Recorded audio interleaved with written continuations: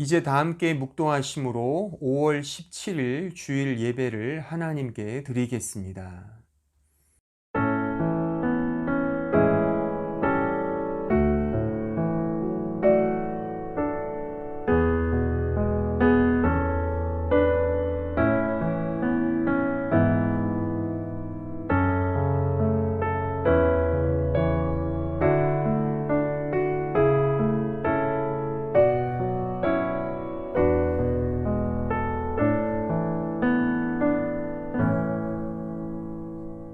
모든 만물이 주에게서 나오고 주로 말미암고 주에게로 돌아감이라. 그에게 영광이 세세에 있을지어다. 은혜로우신 아버지 하나님, 주님의 그 크신 은혜와 사랑을 노래하며 찬양하며 경배합니다. 이 시간에 신령과 진리로 예배하오니 이 예배를 받아주시고 오직 하나님 한 분만이 영광 받으시며 우리 안에 하나님으로 가득 채워지는 은혜의 시간 될 수 있도록 인도하여 주옵소서. 예수 그리스도의 이름으로 기도하옵나이다. 아멘. 다 함께 사도신경으로 우리의 신앙을 고백하겠습니다. 나는 전능하신 아버지 하나님 천지의 창조주를 믿습니다. 나는 그의 유일하신 아들 우리 주 예수 그리스도를 믿습니다. 그는 성령으로 잉태되어 동정녀 마리아에게서 나시고 본디오 빌라도에게 고난을 받아 십자가에 못 박혀 죽으시고 장사된 지 사흘 만에 죽은 자 가운데서 다시 살아나셨으며 하늘에 오르시어 전능하신 아버지 하나님 우편에 앉아 계시다가 거기로부터 살아있는 자와 죽은 자를 심판하러 오십니다. 나는 성령을 믿으며 거룩한 공교회와 성도의 교제와 죄를 용서받는 것과 몸의 부활과 영생을 믿습니다. 아멘.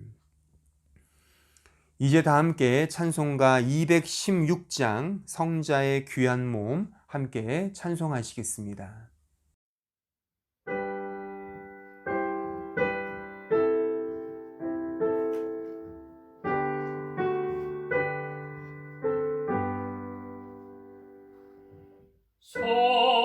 성자의 귀한 몸 날 위하여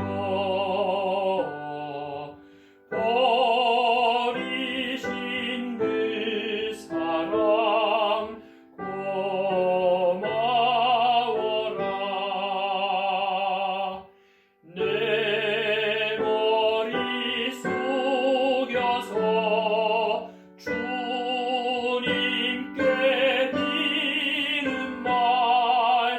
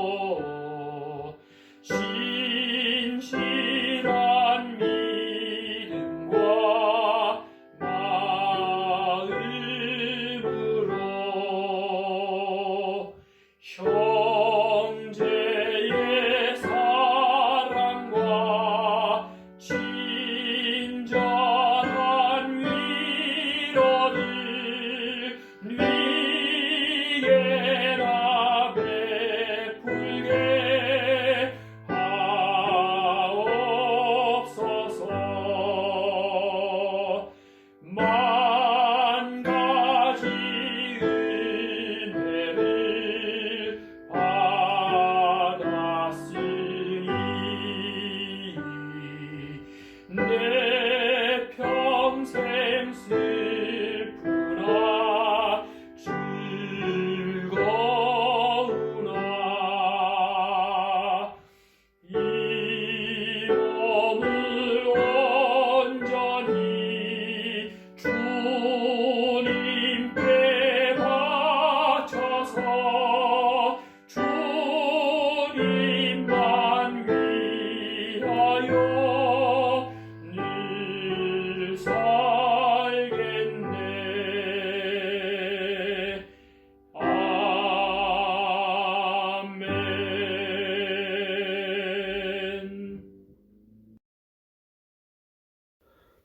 사랑과 은혜가 충만하시고 살아서 역사하시는 아버지 하나님, 아버지께 찬양과 감사와 영광을 드립니다. 오늘 거룩한 주일을 허락하시고 저희로 하여금 주의 거룩하신 보좌 앞에 나오게 하시니 감사드리옵니다. 저희는 주 앞에 설 수 없는 죄인들입니다. 지난 한 주간을 돌아볼 때 저희는 주님의 사랑과 은혜를 깨닫지 못하고 세상 것을 사모하고 주님께 불충하였습니다. 주님의 자녀됨을 드러내기보다는 각자의 욕심을 내세우기 바빴고 주님의 말씀대로 살기보다는 저희 생각대로 살아왔습니다. 주께서 불쌍히 여기시고 용서하시어 깨끗이 씻어 주시옵소서. 주님의 크신 축복과 사랑으로 저희와 함께하여 주옵소서. 지금 가정에 모여 주일 예배를 드리고 있는 드레스덴 한마음교회 성도들 한 사람 한 사람에게 한량없는 주님의 사랑을 베풀어 주옵소서. 지난 2달 동안 코로나19로 인하여 교회에 모여 예배 드리지 못하고 있습니다. 현재 영상 예배를 위하여 수고하는 이들이 많습니다. 주께서 이들 하나하나를 기억하셔서 축복하여 주옵소서. 드레스덴 한마음교회 지체들을 기억하사 가정의 여러 문제, 경제적인 문제, 앞으로의 진로 문제로 고민하는 형제 자매들, 그리고 집사님들의 기도와 간구에도 함께 하시어 그 기도를 주께서 친히 들어주시고 응답해 주시옵기를 바라고 원하옵니다. 문성수 담임 목사님께도 함께 하셔서 주님의 말씀을 설교하시기에 부족함이 없는 능력을 허락하여 주옵소서. 그의 가정과 건강도 지켜주셔서 온전히 몸된 교회와 교인을 위하여 일할 수 있는 그런 담임 목사님이 되게 하옵소서. 특별히 드레스덴 한마음교회를 위해서 기도합니다. 코로나19가 조속히 종료되어 모든 성도가 함께 모여 예배를 드릴 수 있기를 간구합니다. 주께서 허락하시어 드레스덴 성도 간에 생명과 사랑이 넘쳐 하나가 되는 교회가 되게 하옵소서. 예배의 시작과 끝을 온전히 주님께서 이끌어 주시길 바라오며 오늘 예배를 통해 주님의 은혜가 우리 드레스덴 한마음교회에 가득하기를 기도하옵나이다. 예수님 이름으로 기도합니다. 아멘.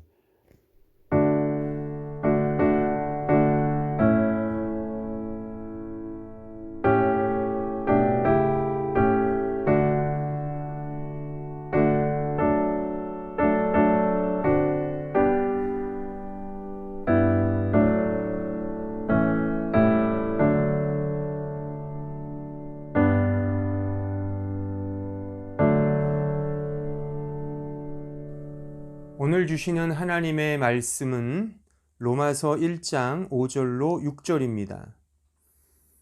그로 말미암아 우리가 은혜와 사도의 직분을 받아 그의 이름을 위하여 모든 이방인 중에서 믿어 순종하게 하나니 너희도 그들 중에서 예수 그리스도의 것으로 부르심을 받은 자니라. 아멘.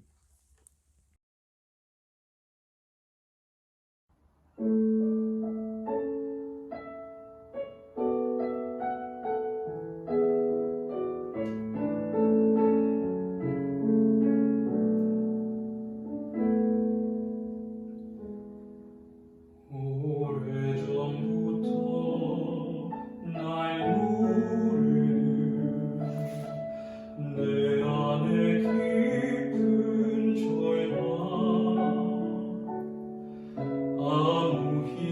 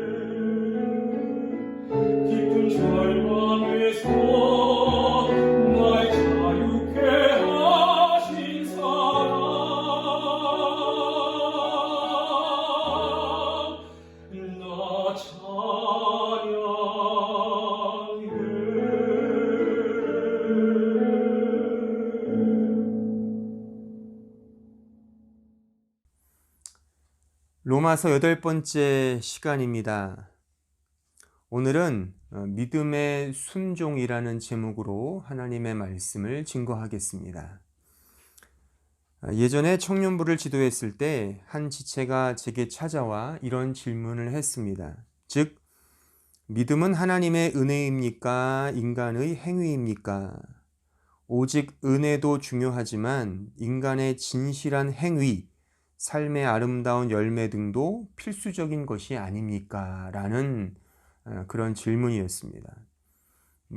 저는 예전이나 지금이나 계속 오직 은혜, 믿음, 하나님의 영광 이런 종교 개혁의 모토를 언제나 설교의 중심으로 또한 말씀을 이해하는 키로 보았기 때문에 그런 설교를 들은 그 지체가 저에게 와서 이런 질문을 한 것입니다. 심지어 그 지체는 야고보서를 인용하면서 행함이 없는 믿음은 그 자체가 죽은 것이 아니냐, 또한 예수님께서 산상 설교에서 말씀하시는 열매로 그들을 알리라 라는 그 말씀까지 인용하면서 매우 당돌하게 하지만 매우 나름 논리적으로 질문을 했던 것입니다. 제가 그때 그 지체에게 가르쳐 준 말씀이 바로 오늘 읽은 5절과 6절입니다. 성경이 말하는 믿음과 행위의 관계, 그 은혜와 순종의 관계를 오늘 읽은 이 본문의 말씀을 기초로 하여 제가 가르쳐 주었던 것입니다.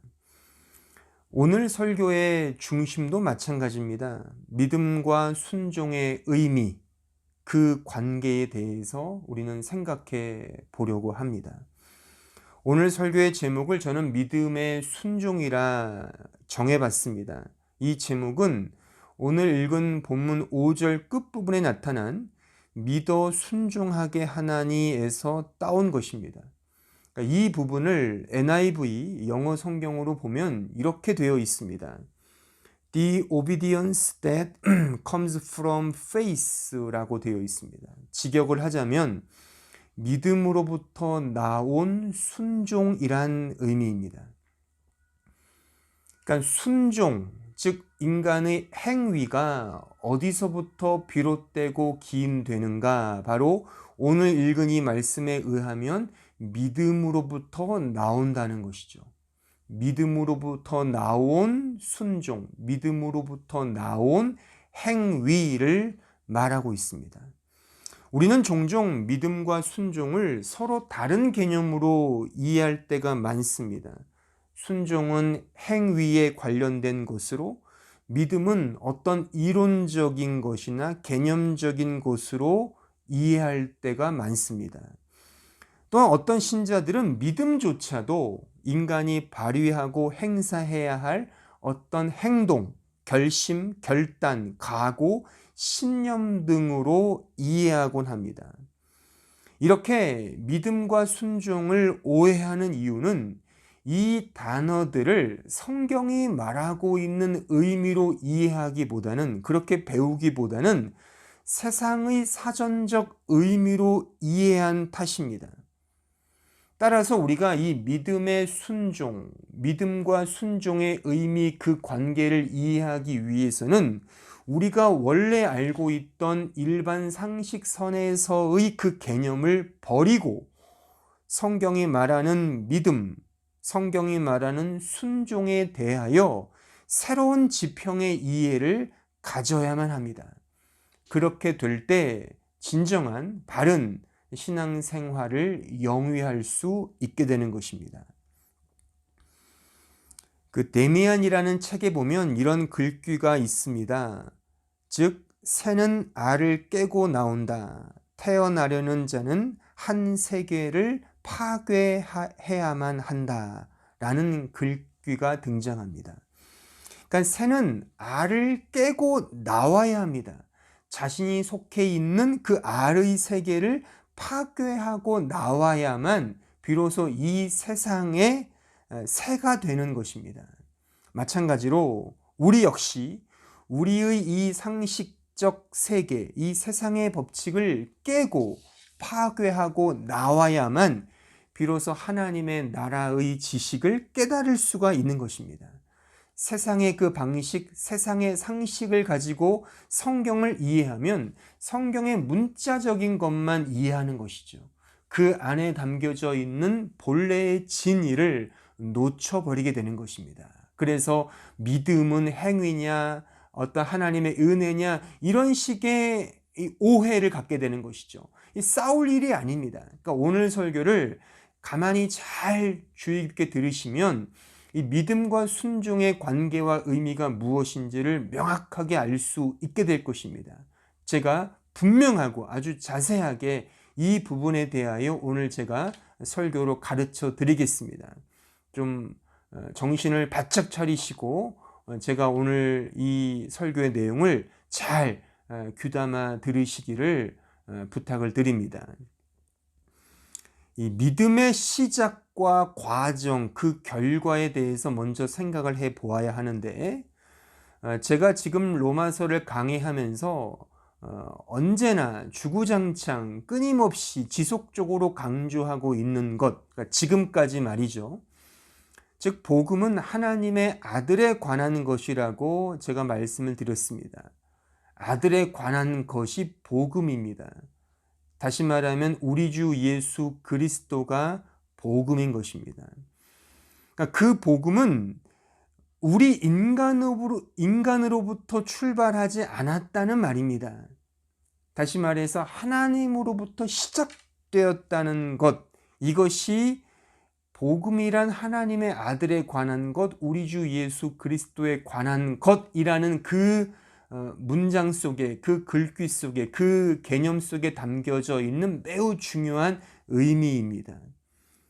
하나님에 의해서 시작되었고 하나님에 의해서 과정되며 결국 하나님께로 돌아가는 것, 이것이 복음이고 이것이 우리의 구원인 것입니다. 로마서 11장 36절에 보시면 이는 만물이 주에게서 나오고 주로 말미암고 주에게로 돌아감이라 그에게 영광이 세세에 있을지어다. 그러니까 all things are from him, through him, to him입니다.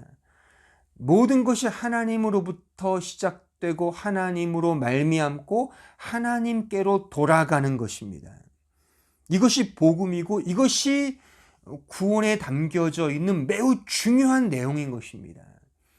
자, 골로새서 1장 13절로 14절에 보시면 그가 우리를 흑암의 권세에서 건져내사 그의 사랑의 아들의 나라로 옮기셨으니 그 아들 안에서 우리가 속량 곧 죄사함을 얻었도다. 누가 우리를 옮기셨다고요? 그가, 즉 하나님께서 하셨다는 것입니다. 그런데 누구 안에서요?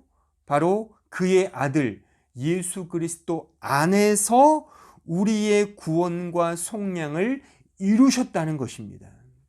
그러므로 우리가 구원을 받는 것은 우리의 믿음이 아닙니다. 우리의 믿음 이전에 하나님께서 이루신 그 구원의 사역, 은혜의 사역, 그리스도 예수 안에서 완성되고 성취된 십자가의 사역을 통해 우리가 구원을 받은 것입니다. 그런데 하나님께서 그 구원을 우리에게 주실 때 새롭게 부어주시는 그 생명의 영을 통해 우리에게 알게 하시고 우리로 하여금 붙들게 하시고 믿게 하시며 순종케 하신다는 것입니다. 그 영이 바로 성령이며 달리 말하면 그리스도의 영인 것입니다. 로마서 8장 9절로 10절을 보시면 만일 너희 속에 하나님의 영이 거하시면 너희가 육신에 있지 아니하고 영에 있나니 누구든지 그리스도의 영이 없으면 그리스도의 사람이 아니라 또 그리스도께서 너희 안에 계시면 몸은 죄로 말미암아 죽은 것이나 영은 의로 말미암아 살아있는 것이니라. 잘 보십시오. 이게 매우 중요한 구절입니다. 우리가 살아나기 위해 우리가 노력하거나 그렇게 한 결과 우리가 살아난 것입니까? 전혀 아닙니다. 우리는 에베소서 2장 1절에 의하면 허물과 죄로 죽은 존재인 것입니다. 그러니까 죽은 존재는 움직일 수도 없고 숨 쉴 수도 없고 어떠한 일을 할 수가 없습니다. 그래서 하나님께서 우리 안에 그 영을 불어 넣어 주신 것입니다. 그리스도의 영을 우리 안에 주신 것입니다. 그래서 우리에게 그 영이 들어와서 우리의 죽을 몸을 확인케 하시고 동시에 그리스도의 영은 그리스도의 의로 말미암아 우리를 살아나게 하신 것입니다. 그러므로 우리가 한 것은 아무것도 없습니다. 우리의 구원, 우리의 속죄, 화목케 하는 것, 거룩케 하시는 것, 영어롭게 되는 것, 이 모든 것이 다 하나님이 하시는 은혜의 사역인 것입니다. 우리가 쉽게 단정하듯 믿음과 순종 역시 하나님의 은혜의 영역 안에 있는 것입니다. 나의 공로, 나의 노력, 나의 행위가 믿음이라든가 순종으로 나타나서는 안 됩니다. 그건 역시 다 하나님의 은혜의 범주 안에, 그 은혜의 역사 안에 속해 있는 것이라 이겁니다.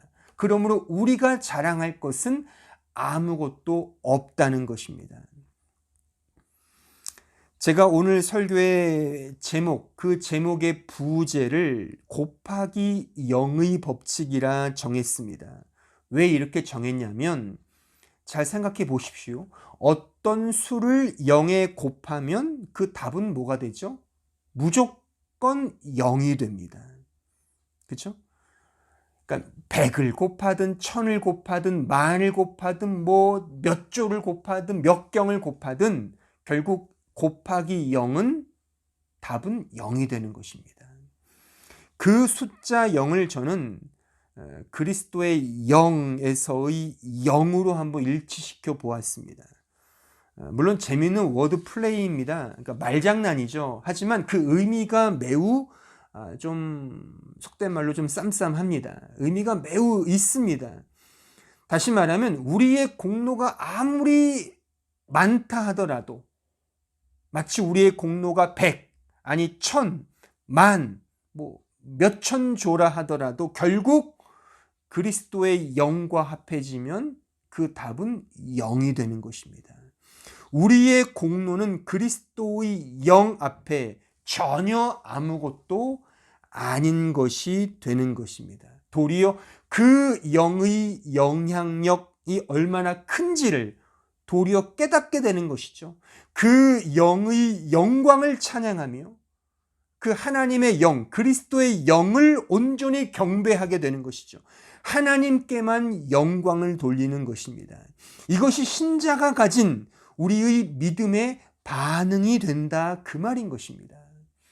에베소서 1장 3절 6절에 보시면 찬송하리로다 하나님 곧 우리 주 예수 그리스도의 아버지께서 그리스도 안에서 하늘에 속한 모든 신령한 복을 우리에게 주시되 곧 창세전에 그리스도 안에서 우리를 택하사 우리로 사랑 안에서 그 앞에 거룩하고 흠이 없게 하시려고 그 기쁘신 뜻대로 우리를 예정하사 예수 그리스도로 말미암아 자기의 아들들이 되게 하셨으니 이는 그가 사랑하시는 자 안에서 우리에게 거저 주시는 바 그의 은혜의 영광을 찬송하게 하려는 것이라.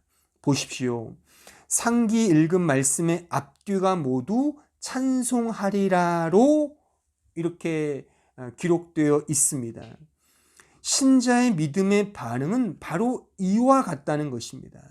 우리의 자랑이 있을 수 없습니다. 오직 하나님께 찬송을 올려드리며 하나님께 영광을 돌려드리는 일밖에 우리가 반응할 것은 없다는 것입니다. 성경은 어디서나 하나님이 우리의 구원의 주체이며 근거이며 내용임을 강조하며 가르치고 있습니다. 심지어 우리의 믿음조차도, 그러니까 믿음이라는 단어조차도 어찌 보면 우리의 믿음이라기보다는 하나님의 믿음이라고 이해될 법한 그런 양상으로 성경은 기록하고 있다는 것입니다. 그 대표적인 말씀이 히브리서 11장의 말씀입니다. 자, 히브리서 11장 4절로 6절을 한번 봅시다. 믿음으로 아벨은 가인보다 더 나은 제사를 하나님께 드림으로 의로운 자라 하시는 증거를 얻었으니 하나님이 그 예물에 대하여 증언하심이라. 그가 죽었으나 그 믿음으로써 지금도 말하느니라. 믿음으로 에녹은 죽음을 보지 않고 옮겨졌으니 하나님이 그를 옮기심으로 다시 보이지 아니하였느니라. 그는 옮겨지기 전에 하나님을 기쁘시게 하는 자라 하는 증거를 받았느니라. 믿음이 없이는 하나님을 기쁘시게 하지 못하나니 하나님께 나아가는 자는 반드시 그가 계신 것과 또한 그가 자기를 찾는 자들에게 상 주시는 이심을 믿어야 할지니라. 우리가 잘 알고 있는 믿음에 관한 대표적인 말씀입니다. 그런데 우리는 히브리서 11장이 말하고 있는 바가 아닌 너무 지나치게 인간 중심적으로 믿음을 이해할 때가 많습니다. 지금 이 히브리서 11장은요, 어찌 보면 우리가 믿는다, 우리가 이렇게 순종한다, 그런 의미라기보다는 하나님의 믿음, 하나님께서 믿음을 도구 삼아 우리를 인도하시고 믿음을 통하여 우리의 삶에 간섭하셔서 우리를 믿음의 종, 믿음의 사람으로 만들어 가신다는 의미로 이해될 수 있는 그런 흐름으로, 그런 설명으로 이 히브리서 11장을 기록하고 있다는 사실인 것입니다. 그러니까 우리가 마치 인간 중심적으로 강력한 믿음을 갖자, 그래서 그 믿음을 가지고 승리하자라는 식이 아니라 하나님의 믿음으로, 하나님의 열심으로, 하나님의 간섭으로 우리에게 그 믿음의 삶을 살게 하시는 하나님의 은혜의 사역, 하나님의 놀라운 간섭하심으로 이 말씀이 진술되고 있다 말입니다. 이런 맥락에서 하나님께서는 오늘 다 읽진 않았지만 이 히브리서 11장에 등장하고 있는 아벨, 에녹, 노아, 아브라함, 사라 등등 많은 사람들을 그런 삶으로, 그런 믿음의 길로 인도했다, 그 말인 것입니다. 그러니까 오늘 특별히 오늘 4절 말씀을 영어 성경으로 보면 이렇게 되어 있습니다. By faith he was commended as a righteous man. 그러니까 수동형의 문장입니다. 그러니까 믿음으로 그는 의롭다는 사람으로 인정되었다, 그 말입니다. 우리가 잘 알듯이 수동형 문장에서의 그 행동의 주체는 그 말하자면 주어가 아닙니다. by 명사가 그 문장의 행동의 주체죠. 그러니까 by faith가 그 사람을 그렇게 인도했다, 이것입니다. 예컨대 이런 문장을 들어보십시오. He was killed by her. 그러면 그는 죽었다. 누구에 의해서? 그녀에 의해서 살해를 당한 것입니다. 그러니까 그 사람을 죽인 것은 바로 그녀가 되는 것이죠. 그러니까 일을 하는 주체, 어떤 행동을 하는 주체는 그 사람이 아니라 그녀가 되는 것이죠. 히브리서의 말씀이 그와 같다는 것입니다. 히브리서 11장에 등장하고 있는 이 모든 문장들이 수동형이든 능동형이든 간에 그 말씀을 이끌어가고 있는 주체, 행동은 바로 by faith, 즉 하나님의 믿음, 하나님께서 믿음으로 그 사람들을 믿음의 일꾼들로, 믿음의 사람들로 이끌어 갔다는 식으로 히브리서 11장이 기록되어 있다, 그 말인 것입니다. 특별히 아벨을 좀 더 생각해 보면 이 아벨의 이야기는 창세기 4장에 등장합니다. 하나님께서 가인의 제사, 즉 아벨의 형 가인의 제사가 아닌 아벨의 제사를 받으시는 장면이 창세기 4장에 등장합니다. 왜 그런지는 사실 창세기 4장에는 명확히 등장하지 않습니다. 따라서 혹자는 말하듯 하나님은 본래 피의 제사를 좋아하신다. 그래서 가인의 땅의 소산은 외면하시고 어떤 이 양을 바친, 피를 바친 아벨의 제사를 받으신 것이다 라고 그렇게 주장하는 그 분들도 계시는데 이것은 매우 설득력이 떨어집니다. 그러니까 중요한 것은 어떤 피의 제사를 드리느냐, 땅의 소산을 드리느냐가 중요한 것이 아니라 바로 이 창세기 4장에서 왜 하나님께서 가인의 제사를 받지 아니하시고 아벨의 제사를 받았는지를 지금 읽은 히브리서 11장에 설명해 주고 있지 않습니까? 즉 믿음으로 아벨은 가인보다 더 나은 제사를 하나님께 드렸다, 그겁니다. 즉 믿음으로 드렸다는 것이죠. 더 나은 제사를 드렸다는 것입니다. 그러니까 이것은 사무엘상 15장에 보면 이런 말씀이 있죠. 순종이 제사보다 낫고 듣는 것이 숫양의 기름보다 낫다, 이겁니다. 그러니까 순종, 즉 믿음의 순종이죠. 그러니까 믿음으로 드리는 것입니다. 그러니까 하나님의 은혜에 대하여 드리는 것입니다. 내 행위, 내 노력, 내가 이렇게 예배를 드립니다, 내가 제사를 드립니다, 그런 의미가 아니라 온전히 하나님의 믿음을 바라보며 하나님을 절대적으로 의존하며 그에게 이 예물을 드렸다는 것이죠. 그러니까 믿음으로 드린 것입니다. 하나님을 향한 믿음의 순종으로 나아간 결과인 것입니다. 인간적 행위나 공로가 아닌 것입니다. 그런 마음, 그런 믿음으로 하나님께 드렸기에 하나님께서 그 예물을 받아주셨다, 그것입니다. 이미 우리가 로마서 8장에서 확인했듯이 내 것으로 드린 것이 아니라, 내가 가진 것으로 드린 것이 아니라 하나님이 주신 것을 은혜로 다시금 믿음을 담아서 드린 거라, 그 말인 것입니다.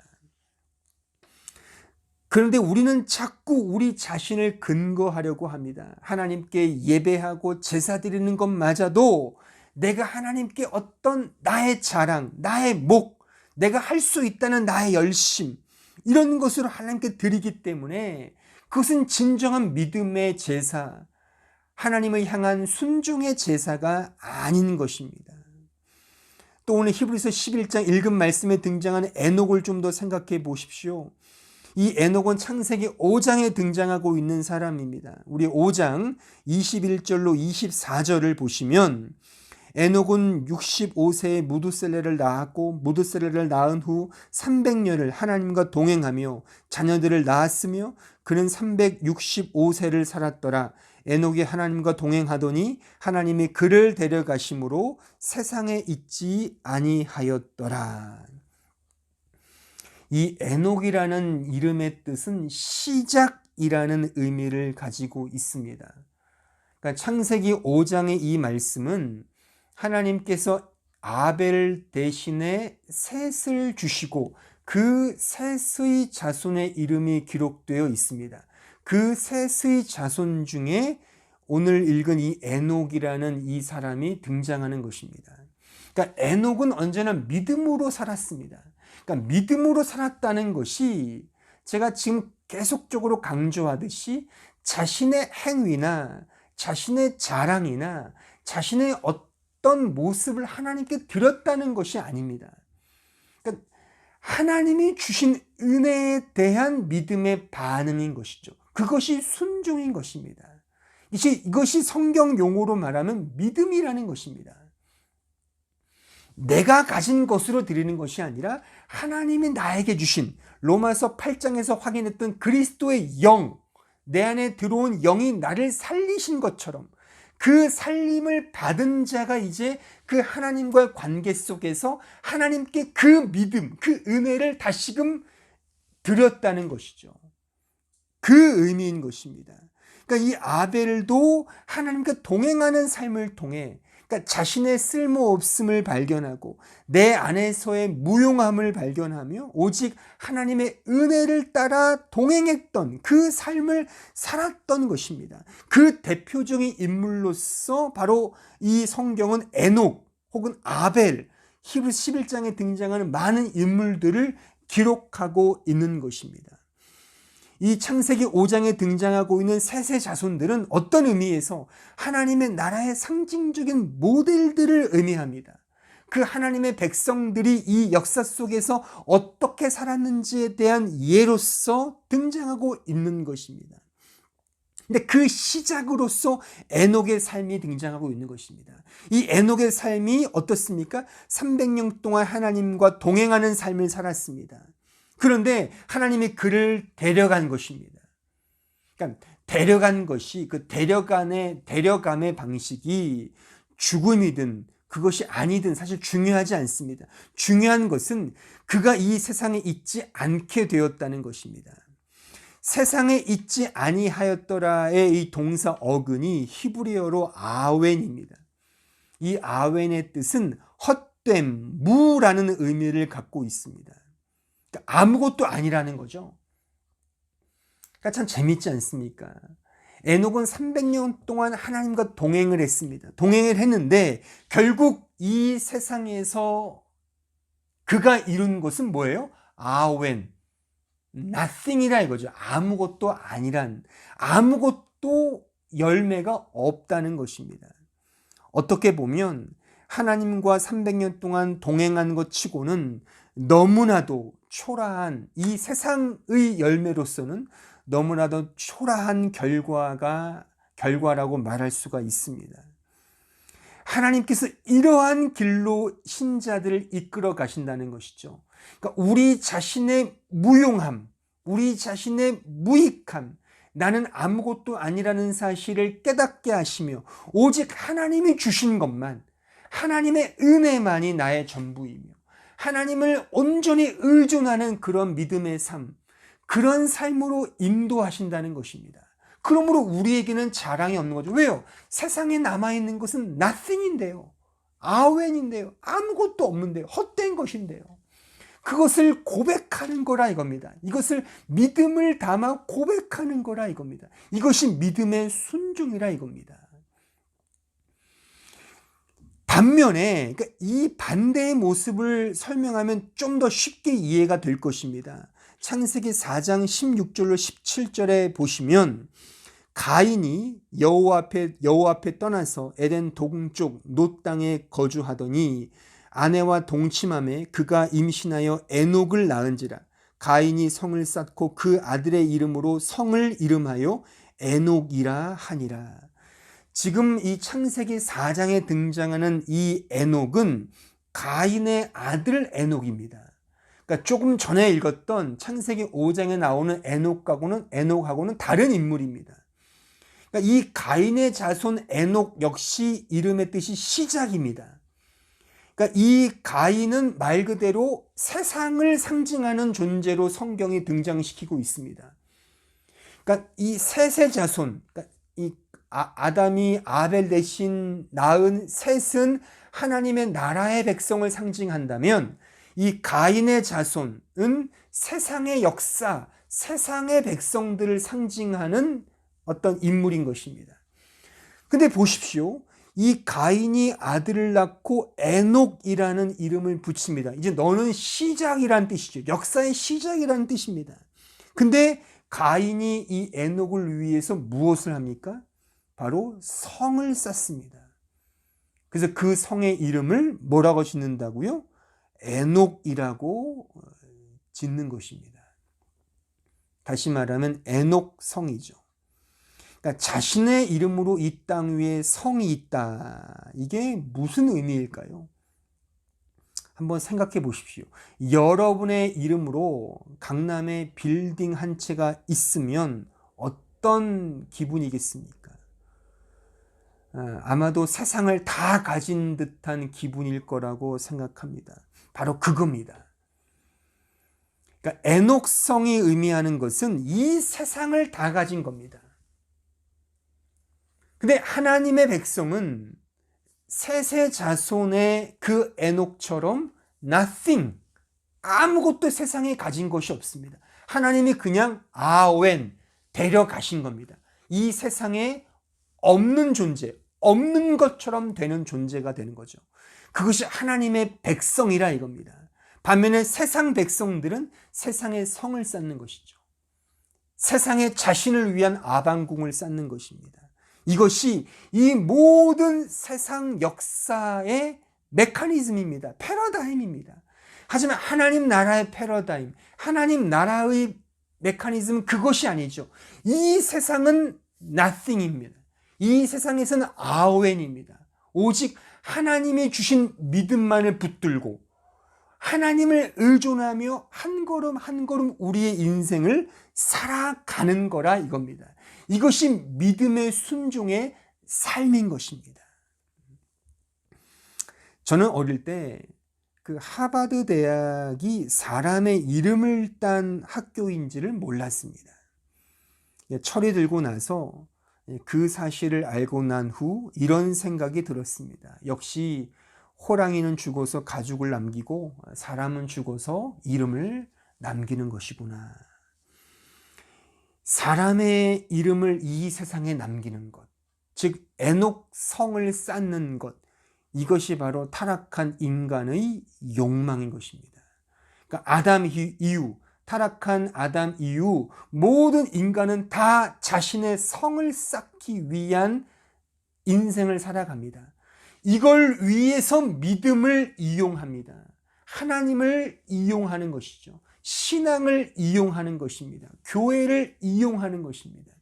그것은 믿음도 아니고 정당한 신앙 생활도 아닌 것입니다. 하나님의 나라의 백성들은 이 세상에서 영광을 얻거나 이 세상에서 인간의 욕망을 꽃피우지 않습니다.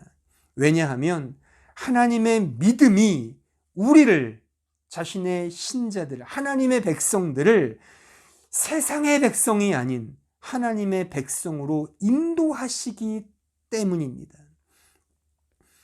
하나님은 자신의 백성으로 하여금 이 세상이 아닌 오직 하나님 한 분만을 의지하고 바라보도록 인도하십니다. 이것을 우리 신자 입장에서 생각해 보면 하나님을 향한 절대 의존으로 갖게 되는 것이죠.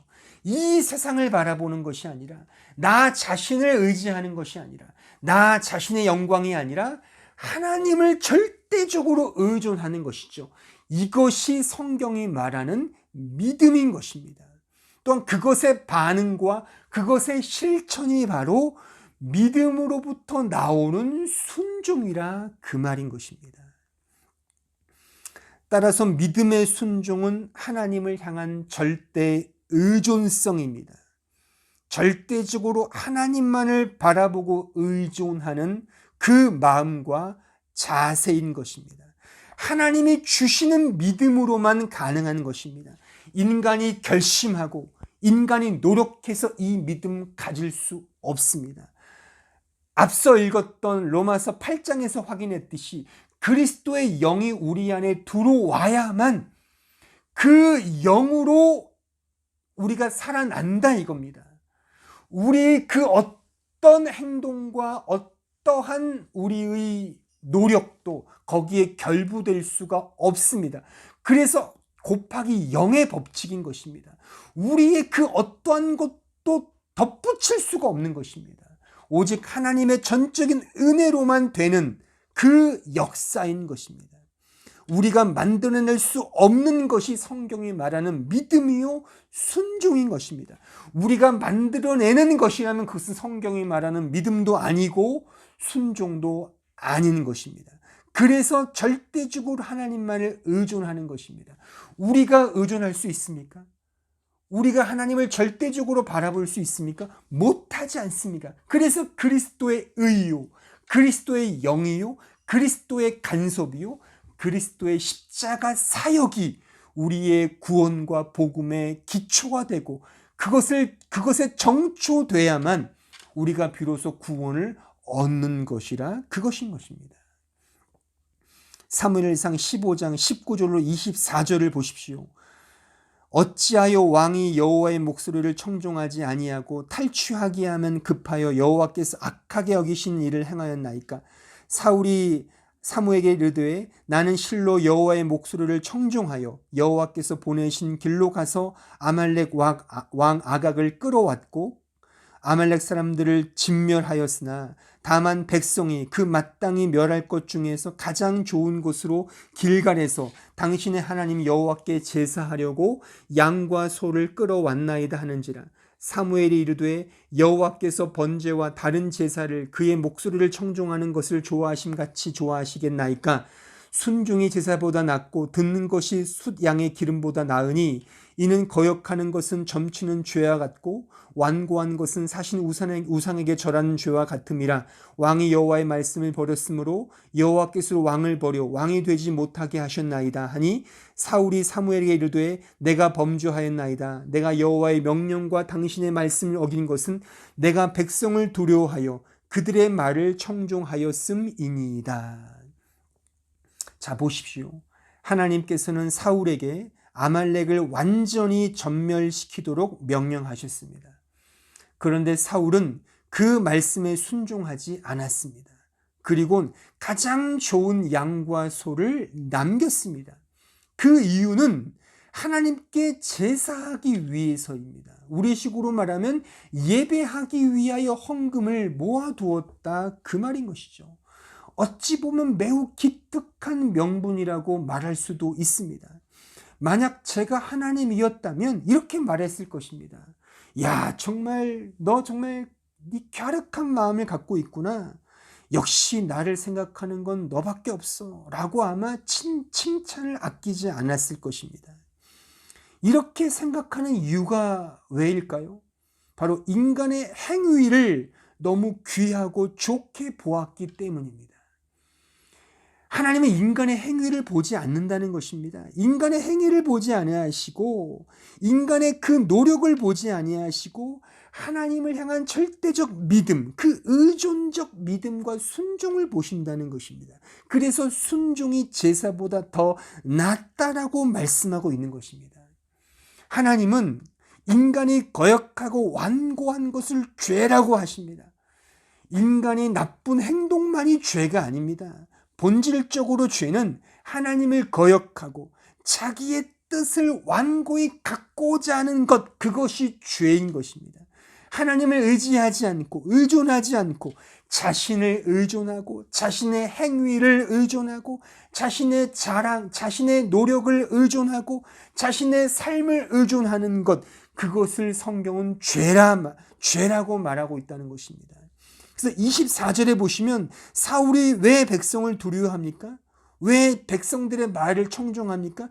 그것은 달리 말하면 자기 자신의 왕권을 더 견고히 하기 위해서 백성들의 말을 청종한 거라 이겁니다. 왜요? 인기가 떨어지니까요. 그러니까 하나님의 말씀보다, 하나님께 순종하기보다, 하나님께 의지하기보다, 하나님을 의존하기보다 백성들을 더 신뢰하여 자신의 의, 자신의 왕직, 자신의 인기 영합, 자신의 어떤 이 세상에서 잘되기 위한 그것을 근거하기 때문에 하나님을 의존하고 하나님 말씀에 순종하지 않게 되었다, 그 말인 것입니다. 그것을 근거하면 하나님을 의존하지 않습니다. 그것을 바라보면 하나님을 바라보지 않게 되는 것입니다. 신자가 왜 하나님께 예배를 드리고 왜 진정한 하나님께 제사를 드리는 것입니까? 신자가 예배하는 목적과 이유는 무엇입니까? 하나님만이 나의 유일한 주님이십니다를 나의 전 삶을 담아 고백하는 것 아닙니까? 하나님이 없이는 나 자신은 아무것도 아닙니다를 라고 하는 이 사실을 그 예배와 제사 속에서 담아 드리는 것 아닙니까? 내가 해왔던 행위, 내가 해왔던 것을 드리는 것이 아니라 하나님의 은혜만이, 하나님이 나의 모든 것 되십니다를 나의 전 삶의 마음을 담아서 드리는 것이 우리의 예배요, 제사요, 헌신이 돼야 하는 것입니다. 로마서 10장 1절로 4절을 보십시오. 형제들아, 내 마음에 원하는 바와 하나님께 구하는 바는 이스라엘을 위함이니 곧 그들로 구원을 받게 함이라. 내가 증언하노니 그들이 하나님께 열심히 있으나 올바른 지식을 따른 것이 아니니라. 하나님의 의를 모르고 자기 의를 세우려고 힘써 하나님의 의에 복종하지 아니하였느니라. 그리스도는 모든 믿는 자에게 의를 이루기 위하여 율법의 마침이 되시니라. 2절을 다시 보십시오. 하나님께 열심히 있으나, 그러니까 이 백성들, 그러니까 이 사도 바울이 이 로마의 교인들이 인간에게 열심이 있었습니다. 성도에게 열심이 있습니다. 근데 그것이 중요하지 않다는 것이죠. 올바른 지식에 따른 것이 아니라 하지 않습니까? 하나님의 의를 모르고 자기 의를 내세워서 열심을 부린들아 이겁니다.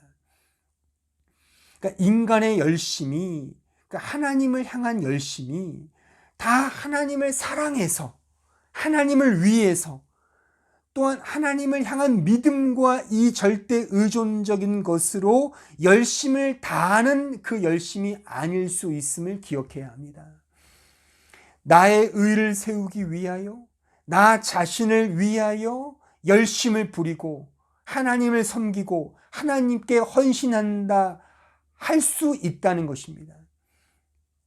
이 매우 교묘한 것이죠.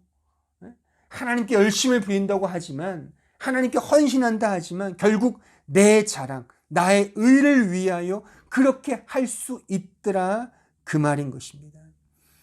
저는 목사로서 냉정히 보건대 이것이 훨씬 크다 이겁니다. 하나님을 향한 절대적 의존 속에, 하나님을 향한 전적인 순종 속에 하는 헌신과 섬김과 그런 열심이 아니라 다 자기를 내세우기 위한, 자기를 자랑하기 위한 그런 수단과 그런 목적 속에 하나님을 섬기고 하나님께 예배하고 하나님께 헌신하고 하나님께 헌신하더라 그 말인 것입니다. 그러니까 하나님을 이용하는 것이고 이 신앙을 이용하는 것입니다.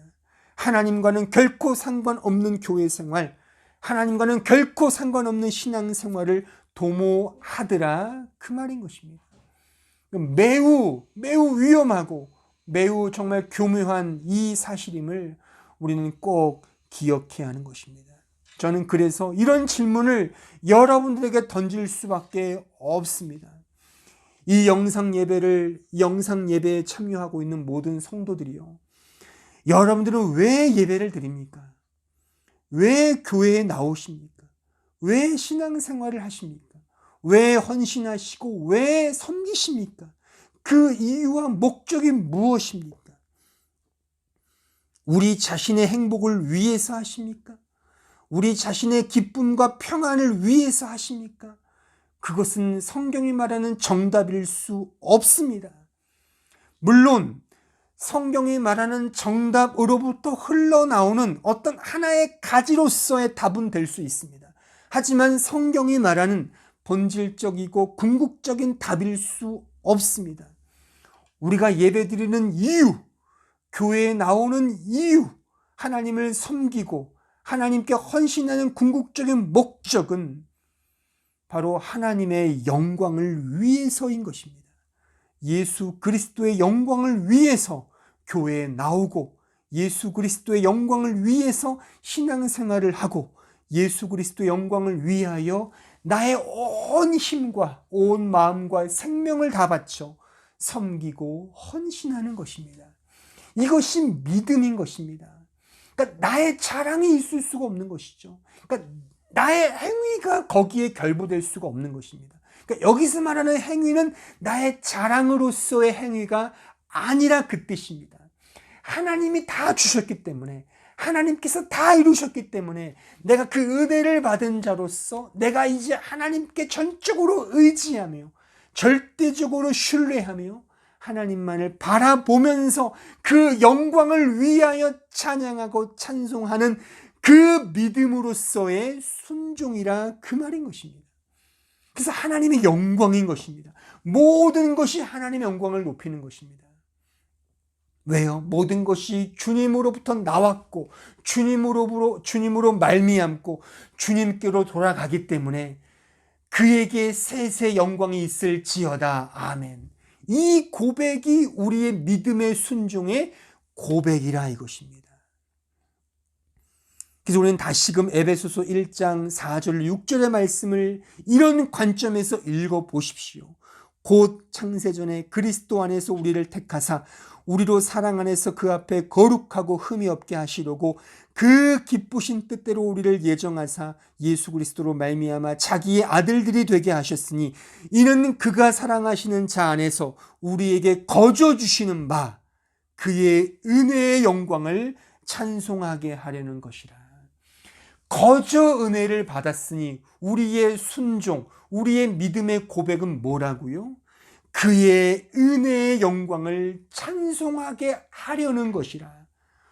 우리는 신자된 이 자리에서 우리의 믿음의 고백을 하면서 우리의 순종의 삶을 살면서 우리가 할 수 있는 유일한 것은 그의 은혜의 영광을 찬송하는 것밖에는 없는 것입니다.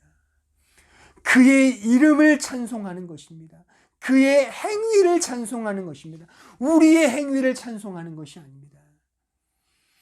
우리가 믿었으니 이 믿은 것을 자랑하는 것이 아닙니다. 저는 이런 의미에서 인간적 간증을 저는 그래서 비판하는 것입니다. 물론 간증할 수 있습니다만 이런 맥락을 모른 채, 이런 진리의 의미를 모른 채 나 이렇게 했으니 예수 믿게 되었어요.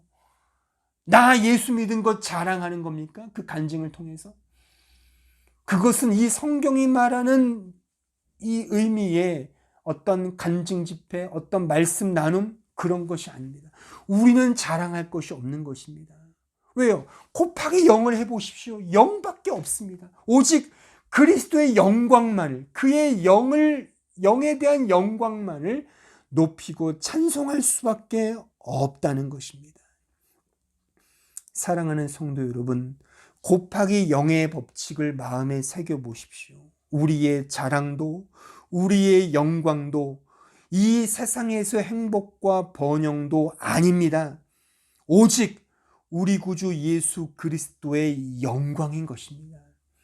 이것이 우리가 이제 이 세상에서 구원받은 자로서 믿음의 순종으로 나아가야 할, 고백되어져야 할 그 삶의 내용이며 고백의 내용인 것입니다. 사랑하는 여러분, 그러므로 오직 하나님께만 영광을 돌리는 우리 모두가 되기를 진심으로 바랍니다. 기도하겠습니다. 오늘 말씀을 생각하시면서 나는 과연 하나님의 영광을 얼마나 알고 하나님의 영광을 찬송하며 우리의 믿음의 순종에 담아서 드리고 있는지, 찬송을 부르고 기도를 하고 예배를 드리는 것이 혹 나의 자랑, 나의 영광, 이 세상에서의 행복, 평안, 번영을 위하여 그것을 도모하기 위한 하나의 목적과 수단으로서 예배드리고 신앙생활을 하고 있지 않은지, 그것은 결코 성경이 말하는 믿음도 아니고 순종의 삶도 아니고 진정한 예배자의 삶도 아닌 것입니다. 우리의 처음과 우리의 끝은 오직 하나님의 영광인 것입니다. 그리스도 예수의 영광인 것입니다. 그 이름을 찬송하는 것입니다. 그 이름을 우리의 삶 속에 중심으로 놓고 살아가는 것입니다. 이러한 삶을 살고 있는지 겸손하게 우리 자신을 돌아보며 회개하시고 오직 하나님의 영광을 위하여 살아가는 믿음의 삶, 믿음의 순종의 삶을 살아가는, 절대적으로 주님만을 의존하는 진정한 믿음의 삶 살게 해달라고 다 같이 함께 합심하여 통성으로 기도하겠습니다. 은혜로 쉬고 자비하신 주님, 저희들을 불쌍히 여겨 주옵소서. 우리의 삶이 어떠합니까? 우리의 고백은 어떠합니까? 진정으로 이 믿음의 순종의 삶을 살고 있습니다. 오직 하나님의 영광을 높이고 있습니다. 우리 인간의 영광을 높이고 있지 않습니다. 인간을 자랑하지 않습니다. 나의 행복, 나의 평안, 나의 어떤 식의 번영을 위하여 신앙생활을 하고 있지 않습니다. 이것은 다 이 세상의 것입니다. 썩어져 갈 것들이십니다. 하나님 아버지, 오직 하나님의 영광을 위해 살아가는 우리 모두가 되게 하시고 하나님의 은혜만을 구하는 우리의 삶이 되게 하여 주옵소서. 예수님의 이름으로 기도합니다. 아멘. 이 시간 다 함께 찬송가 542장 구주 예수 의지함이 우리의 마음을 담아 함께 찬송하시겠습니다.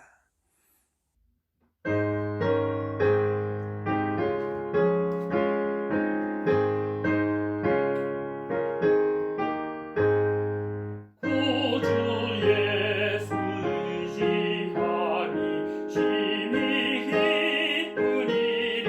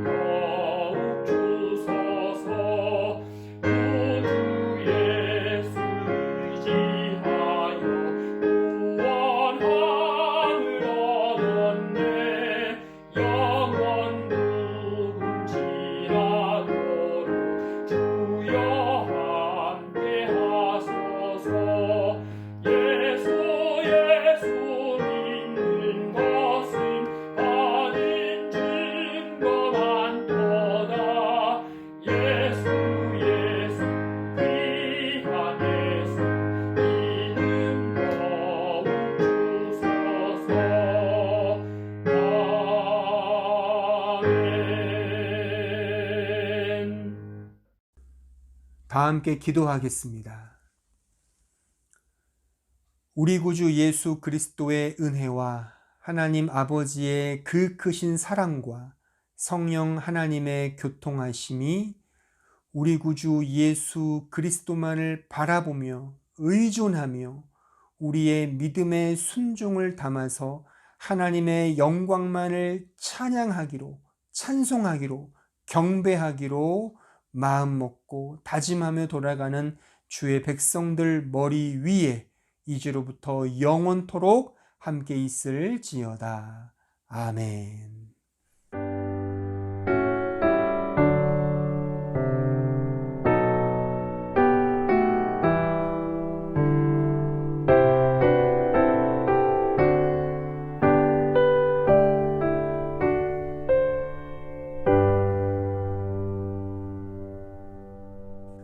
교회 소식을 알려드리겠습니다. 오늘도 이렇게 주일 영상 예배에 참여하신 모든 성도들께 주의 사랑과 축복의 마음을 전합니다. 언제나 주의 은혜가 가득하길 진심으로 빕니다. 지금 계속해서 온라인으로 이렇게 영상 예배를 드리고 있습니다.